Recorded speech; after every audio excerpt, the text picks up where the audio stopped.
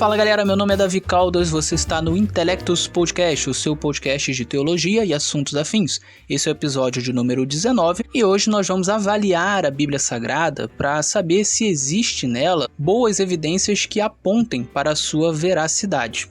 Nos últimos 2 episódios, nós exploramos algumas boas razões lógicas que acabam apontando para a ideia de que a Bíblia é a palavra de Deus. No entanto, agora nós precisamos de fato entrar na Bíblia Sagrada, abrir a Bíblia Sagrada para saber se o que ela diz possui sentido, se o que ela diz tem alguma comprovação histórica e por aí vai. Antes de começar o episódio, você já sabe, se você estiver ouvindo esse podcast no YouTube, não deixe de curtir, comentar, compartilhar o vídeo, se inscrever no canal, caso não seja inscrito, e ativar o sininho de notificações para não perder as nossas atualizações. Se estiver ouvindo em alguma outra plataforma de vídeos ou de podcasts, também não deixe de divulgar este trabalho. Você também pode ajudar financeiramente esse podcast fazendo um Pix para a chave davicaldasb, esse B é de Bezerra, @gmail.com. Dito isso, vamos começar o episódio.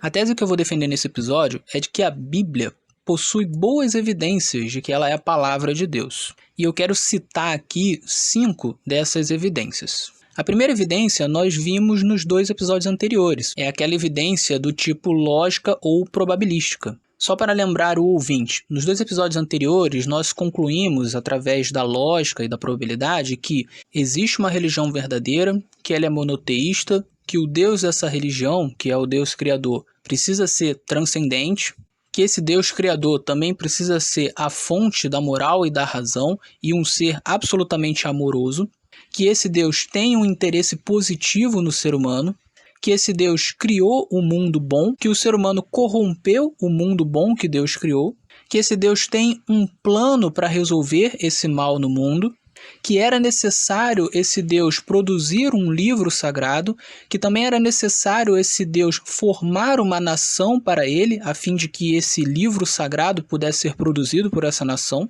de que para salvar o ser humano era necessário que esse Deus se tornasse homem, morresse por toda a humanidade e ressuscitasse, e que esse Deus, no mínimo, precisa ser um ser bipessoal e provavelmente é um ser tripessoal, triuno, ou seja, um só Deus que subsiste eternamente em 3 pessoas divinas. Em suma, a primeira evidência de que a Bíblia é verdadeira, de que ela é a palavra de Deus, é justamente o fato de que diversas conclusões que nós podemos chegar através da lógica e da probabilidade a respeito de Deus, do mundo e do ser humano, são exatamente aquilo que a Bíblia afirma. Assim, pelo menos em um sentido geral e um sentido mais amplo, podemos dizer que a Bíblia é lógica. A Bíblia está de acordo com o que se espera a partir de um raciocínio lógico, de um raciocínio probabilístico, de um raciocínio onde nós observamos a realidade e fazemos algumas deduções. Agora, claro, só isso não é suficiente para provar que a Bíblia é verdadeira.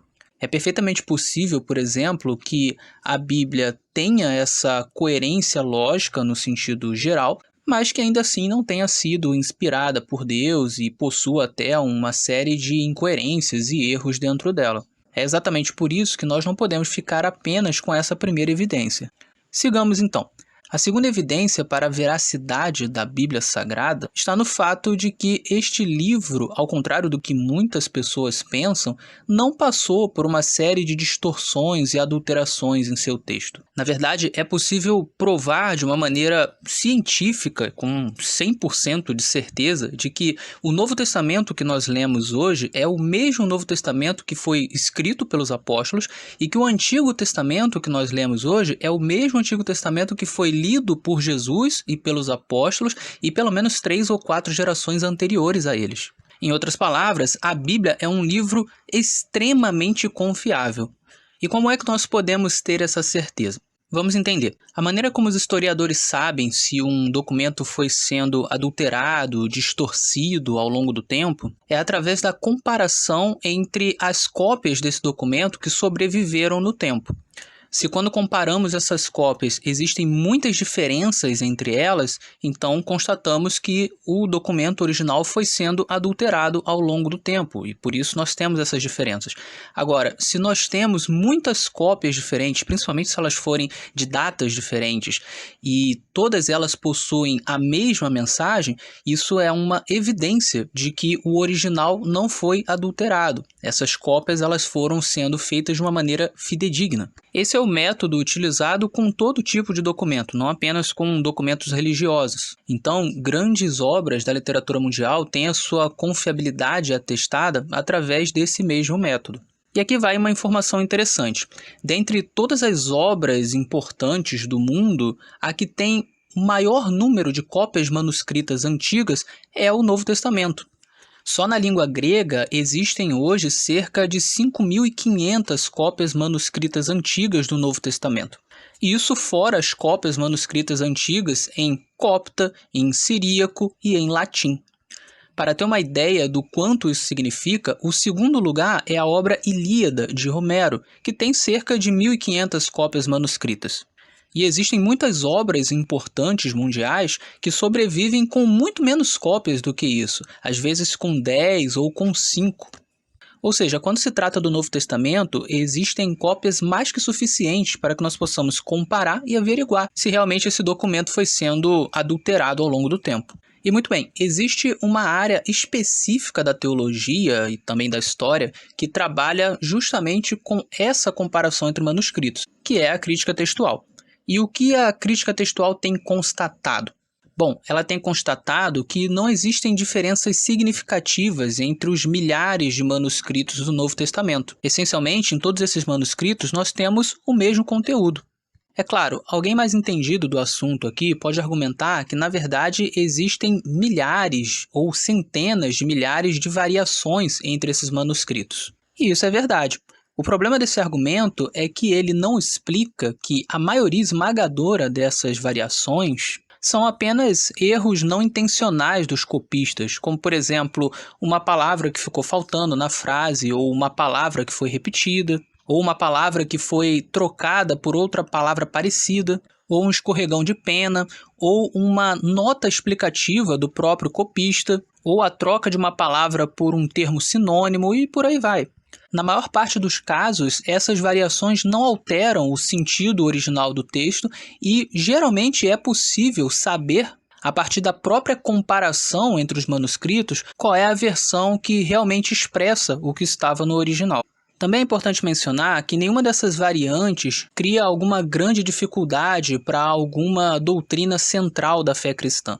Mesmo os textos que possuem variantes que tornam difícil a interpretação, que tornam difícil que nós saibamos realmente o que estava no original, esses textos ainda são iluminados por outros textos da Bíblia que não possuem variantes e que nós sabemos exatamente como estava no original através dessa comparação entre as cópias. Em outras palavras, apesar de sim haverem milhares ou centenas de milhares de variantes entre as diferentes cópias manuscritas do Novo Testamento, nossa avaliação disso não deve ser quantitativa, mas sim qualitativa.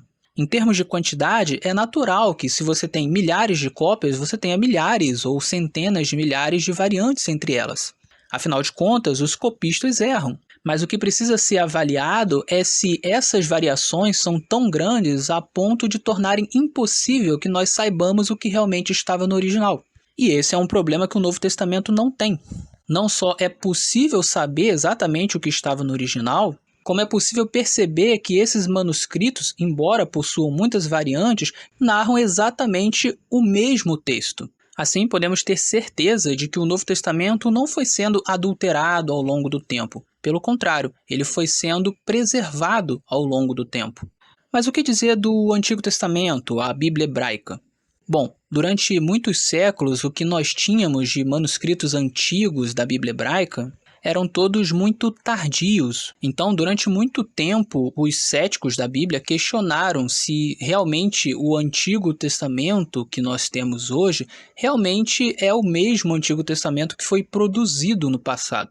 Só para você ter ideia, no caso do Novo Testamento, nós temos cópias que sobreviveram que datam de menos de 100 anos depois dos eventos narrados. Isso, em termos históricos, é muito pouco. A maioria dos documentos históricos sobrevivem com cópias que datam de muito mais de 200, 300, 400, 500 anos depois dos eventos narrados.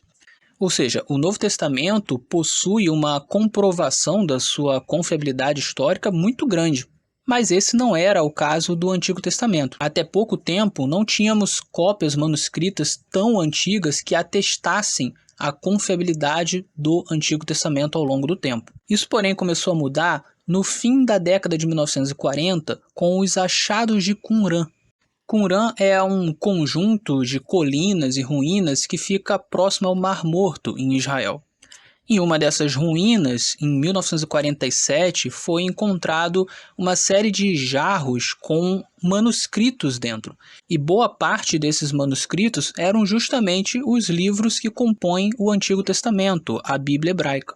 E o que é interessante é que, ao serem feitas análises desses manuscritos, se chegou à conclusão de que essas cópias datam de 100 a 200 anos antes de Cristo. E mais uma vez, assim como no caso das cópias manuscritas do Novo Testamento, constatou-se que essas cópias manuscritas do Antigo Testamento possuem exatamente a mesma mensagem que se encontra no nosso Antigo Testamento de hoje. Também há entre os seus manuscritos algumas variações, é claro, mas nenhuma delas impossibilita que saibamos o que estava no original. E nenhuma delas também é diferente daquilo que está nas nossas Bíblias traduzidas hoje. Portanto, a nossa segunda evidência para a confiabilidade da Bíblia é justamente o fato de que nós podemos ter certeza absoluta de que a Bíblia que nós temos hoje permaneceu inalterada por 2000 anos, no caso do Novo Testamento, e por pelo menos 2200 anos, no caso do Antigo Testamento.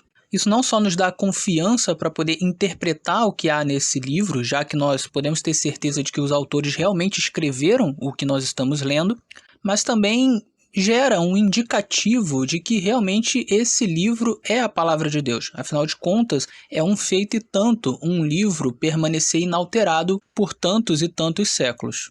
Pois bem, sabemos agora que a Bíblia não foi sendo adulterada ao longo do tempo. O que nós lemos hoje foi o que realmente os seus autores escreveram em suas épocas. Mas isso também não é suficiente para provar que a Bíblia é a palavra de Deus. Afinal de contas, é perfeitamente possível imaginar que a Bíblia não tenha sido adulterada ao longo do tempo, como de fato não foi, mas que os seus autores escreveram coisas que não são verdadeiras, que não são históricas, que são apenas histórias inventadas. Em outras palavras, a Bíblia pode não ter sido adulterada ao longo do tempo, mas ainda assim não ser confiável em termos de história. É aqui então que entra a nossa terceira evidência para a veracidade da Bíblia. Essa evidência consiste no fato de que diversos textos e livros da Bíblia cumprem uma série de critérios de historicidade. O que são esses critérios de historicidade? São alguns critérios que historiadores usam para avaliar se uma determinada narrativa que consta em alguns documentos é provavelmente histórica ou não, é provavelmente verdadeira ou não. Existem pelo menos 10 desses critérios. Eu vou trabalhá-los melhor no próximo episódio, mas eu posso citar alguns deles aqui. Há, por exemplo, o critério do prejuízo do escritor. Funciona assim: se o escritor de determinada narrativa teve prejuízo por conta daquela narrativa, é provável que a narrativa seja verdadeira. Afinal de contas, por que uma pessoa narraria algo falso se aquilo trará prejuízo para si? Se o autor acredita que passar por esse prejuízo vale a pena, então provavelmente a narrativa é verdadeira. Outro critério muito importante que nós podemos citar é o critério da contextualização.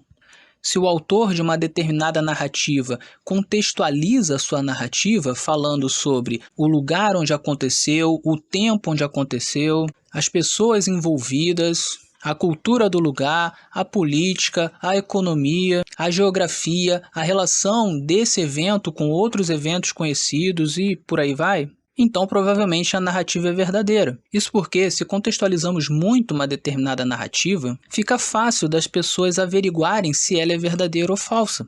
É claro, a contextualização por si só não significa que a narrativa é verdadeira. É preciso, claro, averiguar historicamente se aquela contextualização faz sentido, se os detalhes dados pelo autor realmente existem, realmente fazem parte da história.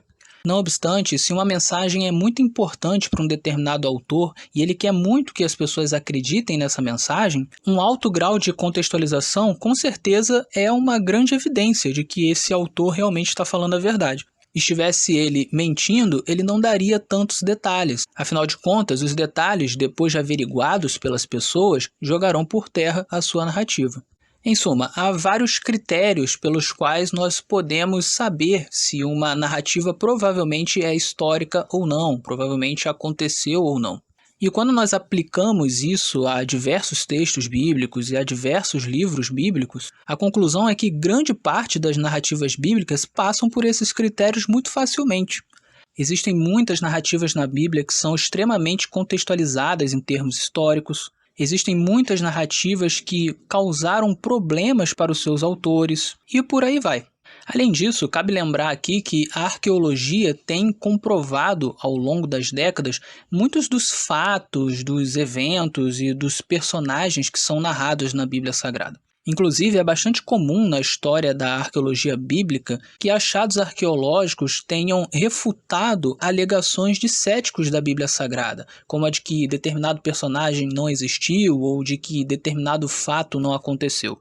Um exemplo disso é a existência do rei Belsazar, que é narrado no livro bíblico de Daniel, no capítulo 5. Outro exemplo é o próprio rei Davi. Quando juntamos, então, todos os critérios de historicidade que a Bíblia cumpre e mais todos os achados arqueológicos que comprovam fatos narrados na Bíblia, chegamos à conclusão de que a Bíblia é um livro bastante confiável. Não há, evidentemente, comprovação arqueológica de tudo o que a Bíblia diz, e nem todas as narrativas bíblicas possuem um altíssimo grau de cumprimento dos critérios de historicidade. Ainda assim, se jogarmos na balança tudo o que temos a favor da Bíblia, a probabilidade de que esse livro realmente seja verdadeiro, seja inspirado por Deus, seja a palavra de Deus, é muito grande. E, obviamente, o mais racional a ser feito é crer naquilo que é mais provável e não naquilo que é improvável. Portanto, confiar na Bíblia não é simplesmente uma questão de crença cega, é uma questão de apostar naquilo que é mais provável, naquilo que é mais razoável. Passemos então à nossa quarta evidência de que a Bíblia é a palavra de Deus. Essa evidência consiste em sua coerência interna. Apesar da Bíblia ter sido escrita por cerca de 40 autores diferentes em um espaço de tempo de 1.600 anos e em 3 idiomas distintos, ainda assim é possível ver uma enorme coerência entre os seus autores. E essa coerência não está apenas nas doutrinas, nas narrativas e no enredo geral, mas também na coerência entre aquilo que este livro diz e aquilo que acontece na realidade. O maior exemplo disso talvez sejam as profecias. A Bíblia está repleta de profecias que foram se cumprindo ao longo do tempo. E essas profecias não são profecias genéricas que qualquer um poderia chutar e acertar. Na verdade, são profecias muito específicas. No livro de Daniel, por exemplo, é predito uma sucessão de impérios que vai desde a Babilônia até a fragmentação do Império Romano e a formação dos países que viriam a ser a Europa. Mesmo aqueles críticos ou teólogos liberais que acreditam que o livro de Daniel foi escrito depois do fim do Império Babilônico, Medo-Persa e no meio do Império Grego, e que, portanto, ele não teria profetizado tudo isso, mas apenas descrito eventos que já tinham ocorrido em forma de profecia, mesmo esses críticos e teólogos mais liberais não têm como explicar como que a Bíblia poderia profetizar a fragmentação do Império Romano e a formação dos países que viriam a ser a Europa. Além dessa profecia, existem diversas profecias na Bíblia que são muito específicas em relação à vinda do Messias. E essas profecias são muito bem cumpridas por Jesus, o que mais uma vez indica a coerência interna desse livro. Nós temos aqui um livro que expressa profecias e que mostra o cumprimento dessas profecias. E quando nós vamos olhar para a realidade histórica, percebemos que, de fato, essas profecias foram cumpridas. E aqui, claro, muitas críticas podem surgir, e uma delas que eu quero tratar agora é a de que, na verdade, a Bíblia não tem coerência interna nenhuma, ela possui uma série de contradições, uma série de erros, e esses erros estão catalogados por aí. A essa crítica podemos dar duas respostas. A primeira é que a maioria esmagadora dessas supostas contradições e erros da Bíblia que os críticos apontam não são contradições e erros. São apenas má interpretação dos críticos. Existem vários livros que tratam dessas supostas contradições, como, por exemplo, o Manual Popular de Dúvidas, Enigmas e Contradições da Bíblia, do Norman Geisler, juntamente com o Thomas Howe. Nesse tipo de livro, nós encontramos literalmente centenas de supostas contradições que são facilmente resolvidas através de uma avaliação mais acurada que se utiliza de regras lógicas de interpretação textual. O que acontece é que, como a Bíblia é um livro antigo e composto de vários livros diferentes, escritos por pessoas diferentes, em épocas diferentes e até em línguas diferentes, isso torna a interpretação um pouco mais difícil do que um livro normal. Para você interpretar qualquer documento que seja, você precisa estar atento ao contexto temático, ao contexto histórico-cultural, ao contexto idiomático, ao contexto estilístico e por aí vai. Isso não é diferente com a Bíblia. O problema é que, no caso da Bíblia, nós estamos lidando com idiomas, eventos e culturas muito antigas, muito distantes de nós. E isso requer, claro, um esforço de pesquisa, de análise, de entendimento muito maior. Não é a mesma coisa que ler um jornal que foi escrito no meu idioma, na minha cidade, no dia de ontem, por um jornalista do meu país. Assim, na maioria esmagadora das vezes, o que falta aos críticos e céticos da Bíblia Sagrada é uma capacidade maior de análise e interpretação da Bíblia Sagrada. E é por causa dessa dificuldade que eles acabam encontrando supostas contradições e erros. Mas existe um segundo ponto a ser abordado aqui. De fato, existe uma minoria de textos bíblicos dentro dessas supostas contradições que são de difícil resolução. Elas realmente parecem ser erros, parecem ser contradições. E a pergunta que fica é, se realmente essas supostas contradições forem contradições, isso significa que a Bíblia Sagrada não é a palavra de Deus, não foi inspirada por Deus? E a resposta é, depende. De que tipo de contradição e erro nós estamos falando? São erros e contradições em eventos centrais para a fé cristã ou em doutrinas centrais para a fé cristã? Ou nós estamos falando de pequenas incoerências como confundir a ordem de determinados eventos, confundir se em determinado lugar tinham 2 ou 3 pessoas, confundir o nome de um lugar, em suma, confundir algum detalhe periférico de alguma narrativa? Porque se estamos falando desse tipo de erro, de contradição, de incoerência, não parece que isso seja suficiente para colocar em xeque a Bíblia como sendo a palavra de Deus. Afinal de contas, o objetivo da inspiração não parece ser que todos os detalhes de todos os eventos na Bíblia Sagrada estejam narrados de maneira absolutamente precisa e infalível. Na verdade, em termos de memória, isso é até impossível. Cada pessoa enxerga e memoriza e depois narra um evento de uma maneira diferente. Há coisas que um lembra e o outro não lembra, há coisas que uma pessoa vai lembrar em uma ordem diferente, existem por vezes pequenas confusões e é assim que a nossa mente funciona. Isso não significa, no entanto, que várias pessoas diferentes, ao verem um mesmo evento, não possam narrar esse mesmo evento de maneira igual nos pontos centrais. Nos detalhes, sempre haverá alguma divergência, mas naquilo que é central, a narrativa será a mesma. Por exemplo, nas narrativas da traição, do julgamento, da morte e da ressurreição de Jesus, os 4 evangelistas apresentam as narrativas de uma maneira um pouco diferente cada um. Mas essas diferenças estão nos detalhes, naquilo que é central, que é justamente a traição de Jesus, o seu julgamento, a sua morte e a sua ressurreição. Todos os evangelistas narram a mesma história. Um exemplo de diferença é quantas vezes o galo cantou antes que Pedro negasse a Jesus. Em um evangelho parece que foi uma, em outro evangelho parece que foi 2. Mas no fim das contas, qual a diferença que isso faz para a narrativa central? Nenhuma. Inclusive, essa é a tese de um autor cristão, um grande apologista chamado James Wallace. Antes de ser cristão, ele era um detetive, foi detetive por muitos anos, e um dia ele resolveu utilizar os métodos que ele usava na polícia para saber se as testemunhas estavam dizendo a verdade ou não, para avaliar os evangelhos. E um dos métodos utilizados era justamente analisar se as pessoas que estavam testemunhando de determinado fato estavam fazendo uma narrativa muito igual, até mesmo nos detalhes periféricos, ou se a narrativa possuía algumas diferenças nos detalhes periféricos.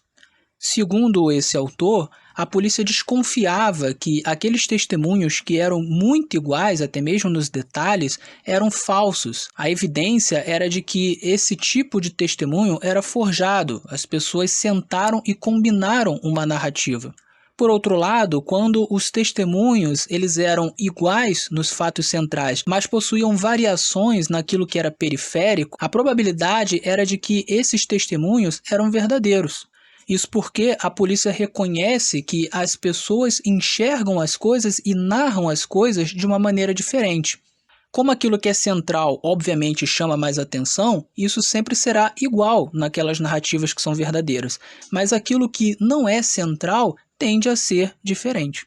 Em suma, ainda que se considere que existe algum tipo de imprecisão na Bíblia, naquilo que é periférico, essas imprecisões com certeza não anulam as mensagens centrais da Bíblia. Pelo contrário, elas dão uma maior certeza de que esses testemunhos são verdadeiros. Afinal de contas, o que se espera de várias pessoas narrando os mesmos eventos é que haja alguma variação no modo como essas pessoas vão narrar pequenos detalhes. Portanto, podemos dizer que a Bíblia é sim muito coerente internamente. E isso é mais uma boa evidência de que esse livro é a palavra de Deus. Finalmente, passemos para a nossa quinta e última evidência. A Bíblia é um livro realista, inclusive na questão dos milagres. Muitas pessoas têm dificuldade de acreditar na Bíblia porque enxergam o mundo da Bíblia como sendo um mundo mágico, onde acontecem milagres o tempo todo. E uma vez que o nosso mundo não é assim, essas pessoas pensam que a Bíblia seria um conto de fadas. No entanto, essa visão de que a Bíblia apresenta um mundo onde milagres acontecem o tempo todo não é verdadeira. Pelo menos não no sentido de milagres grandiosos, como abrir o mar vermelho ou ressuscitar uma pessoa. Por que eu digo isso? Bom, a Bíblia possui alguma coisa em torno de 150 milagres, pelo menos foi o que pesquisando eu consegui encontrar.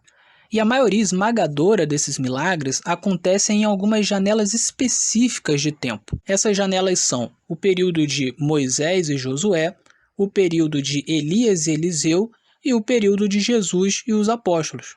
E por que essas janelas possuíram tantos milagres? No caso de Moisés, era porque Deus estava tirando o seu povo do Egito e precisava se mostrar a ele.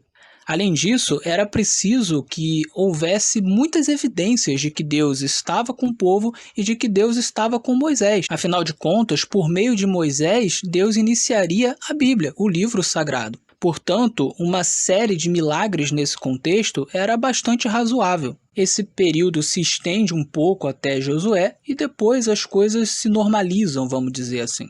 A segunda grande janela acontece no período de Elias e Eliseu, justamente porque nesse período Israel estava extremamente afastado de Deus. E esses profetas são profetas que geram um grande reavivamento no povo. Assim, era necessário que esses profetas fizessem grandes maravilhas, que pudessem realizar grandes milagres para que as pessoas crescem. Sem dúvida, isso foi importante para que o povo de Deus simplesmente não se extinguisse, para que continuasse existindo crentes. Finalmente, a janela de Jesus e dos apóstolos possuiu vários milagres por uma razão óbvia.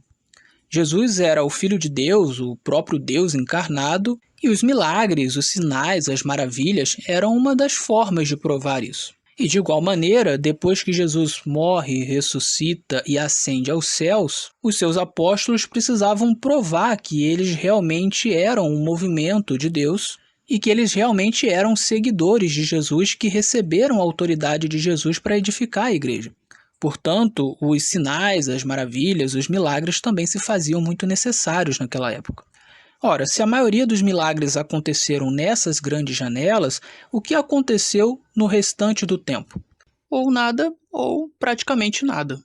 Um outro ponto interessante é que se pegarmos esses 150 milagres e dividirmos pelo espaço territorial de Israel e os principais países onde acontecem as narrativas bíblicas, e se também dividirmos pelos séculos que são abrangidos pela narrativa bíblica, chegamos à conclusão de que, na média, existiram poucos milagres ao longo dos anos e ao longo de todo esse território. Mesmo que nós consideremos que esses 150 milagres não sejam a totalidade dos milagres que existiram, com certeza não são, existiram muito mais, eles são apenas os mais importantes, ainda assim, colocando no papel e fazendo uma média, nunca foi corriqueiro para a maioria das pessoas que viveram no contexto bíblico ver milagres. O que acontece na Bíblia é mais ou menos o que acontece quando assistimos um telejornal. Um telejornal, assim como outros tipos de jornal, apresenta não a realidade como um todo, mas um recorte da realidade. E esse recorte, obviamente, sempre trará aquilo que é mais chamativo, que é mais importante, que é mais impactante. É por isso que, quando assistimos a um telejornal, muitas vezes temos a impressão de que o mundo é apenas e tão somente desgraça. Mas isso não é verdade. Embora realmente o mundo esteja repleto de desgraças, o que temos no telejornal é um recorte da realidade. Assim, é razoável que a Bíblia esteja repleta de milagres, mas isso não significa que o mundo da Bíblia era um mundo onde milagres grandiosos aconteciam todos os dias.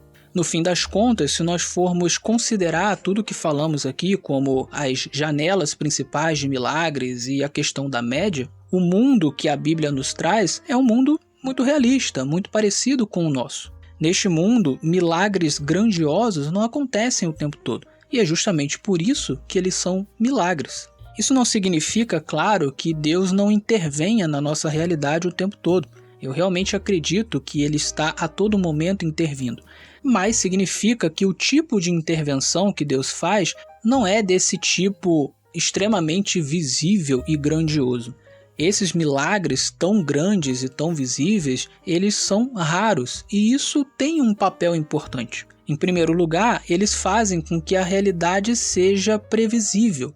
E Deus quis que a realidade fosse previsível. Com uma realidade previsível, nós podemos calcular coisas, nós podemos nos preparar, nós podemos ter responsabilidades. Numa realidade previsível, faz sentido pensar em termos de causa e efeito. Então é importante que milagres dessa magnitude não aconteçam o tempo todo, que eles sejam de fato maravilhas, sinais, coisas que só acontecem muito raramente. Em segundo lugar, justamente por esses milagres grandiosos serem muito raros, eles acabam tendo uma boa serventia para momentos singulares da história. Momentos esses em que Deus realmente precisa mostrar ao ser humano que algo totalmente diferente, importante e impactante está acontecendo. E é justamente isso que percebemos quando olhamos para a Bíblia e vemos que, na maior parte das vezes, os milagres aconteceram em janelas muito específicas da história. Ou seja, nesses momentos, Deus estava querendo mostrar ou ensinar alguma coisa extremamente importante para as pessoas. E é quando pensamos nisso que percebemos que os milagres que Jesus fez e que os apóstolos fizeram são extremamente importantes para nós. Esses milagres que são tão raros, mas que abundaram na época de Jesus e dos apóstolos, nos provam de uma maneira muito clara que a fé cristã realmente é verdadeira. Obviamente, nós que estamos distantes não vimos nenhum desses milagres. No entanto, uma vez que a Bíblia possui tantas evidências de que ela é historicamente confiável, de que os seus autores realmente escreveram aquilo que a gente está lendo e de que esses autores não tinham nenhum motivo para mentir, torna-se então extremamente provável que esses milagres realmente aconteceram. Muito bem, eu vou ficando por aqui. Esse episódio ficou bastante grande, mas foi importante conversar sobre todos esses assuntos. Espero que o ouvinte tenha apreciado tudo o que ouviu. Fique com Deus e até o nosso próximo encontro.